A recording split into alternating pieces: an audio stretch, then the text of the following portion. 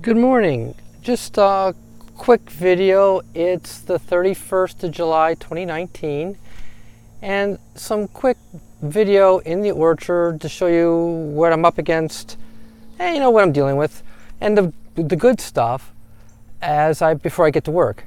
As you can see, that's Dabinette right there, and I've got fruit. That's a good thing. Now you see those trees are leaning a lot. The weight of the fruit and the wind we've had lately has really been tossing the trees around. I'm at risk of losing these trees. You can see some of them are really sloping down near the bottom. That's not good for me at all.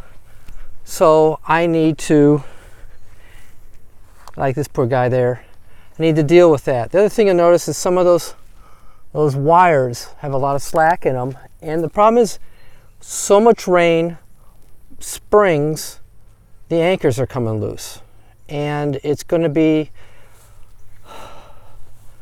I have hope for a solution. Regrettably, I don't have an inexpensive solution anymore. I've run out of them. I only have expensive solutions, which would be the corkscrew type augers, which problematic getting them in the ground here because you always hit a rock 3 inches in. So, but you can see they're bearing this year. I mean, that's a wonderful thing, and I'm really hoping that I'm going to get a good quality juice from them. Again, this is Dabinette. These are the ones I haven't anchored to the wires yet, put the stays on, the guides, the clips. Got to get the words right.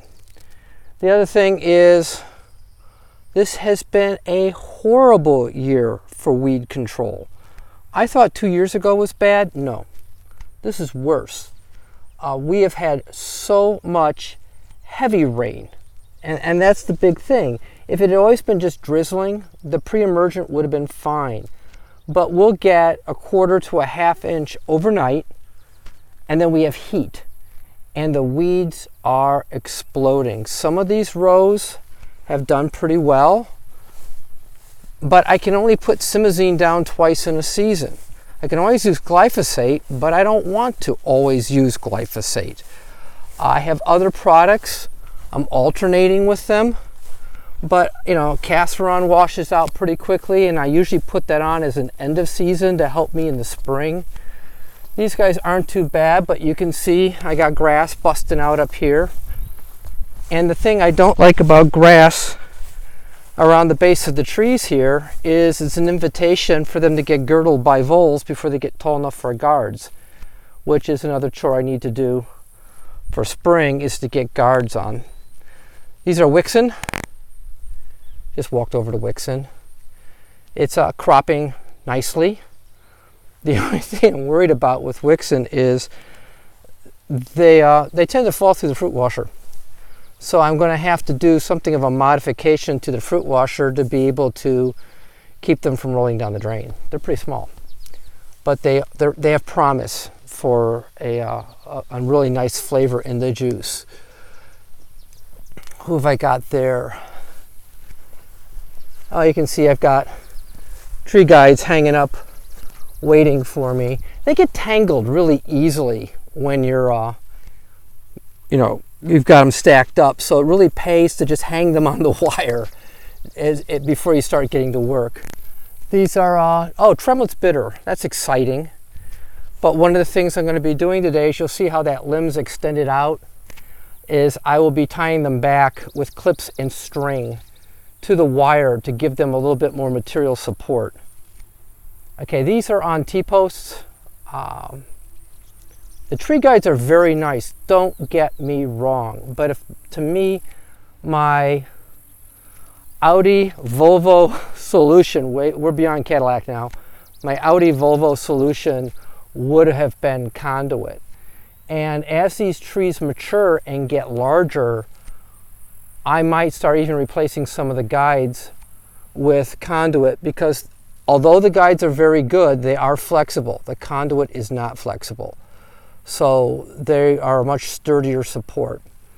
I still can say, if you're starting with new whips, the guides are a great place to start for the first couple of seasons.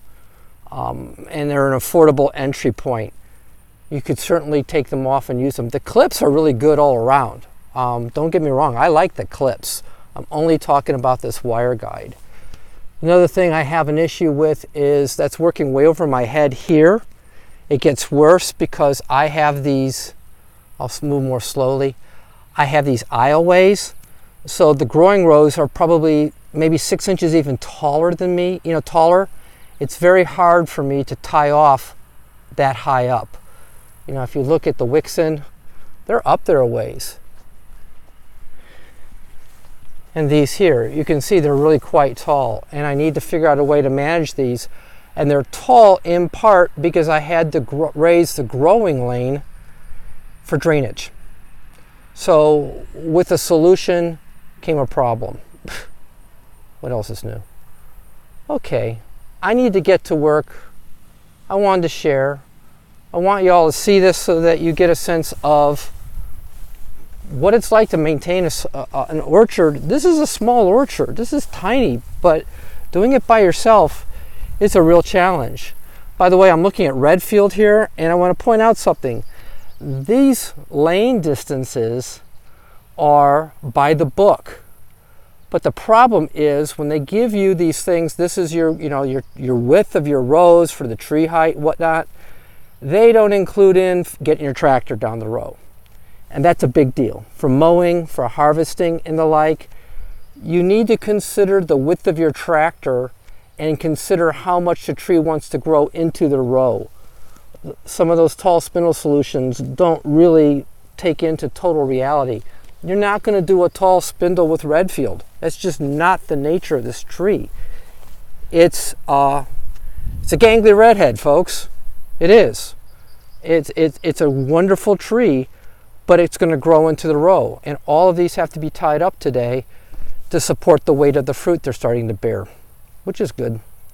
But I have a hard time coming through here and not knocking fruit off the tree, which I certainly don't want to do. So consider that as you plan your rows. Put a tractor in there. Look at the wheel spacing and then add 2 feet on each side. You really don't want those wheels extending anywhere near the drip line because the trees are going to extend out. They just do. So know your trees. Maybe do an early planting or visit other places. Oh, I gotta just share this because it's a smile. I like a mystery. Right here. Oh, I got too much light. I'm gonna turn around here. The sun's in my eyes. Yeah. That's not a Redfield. Now, I talked to the nursery about it. I'm okay. It looks like a nice tree. It's a good tree. I have no idea what it is. It's a mystery, but it's bearing this year. You got a bunch up there. And I can't wait to take a bite of one because it just might turn into be my snack tree. I think it's okay to have a snack tree. And these may be my snack trees, these two, because they're the mysteries. They weren't Redfield. And they're planted and they're not dead. So they got a lot going for them. All right. Well, greetings from Happy Dog Farm. Wishing you all the well. Bye.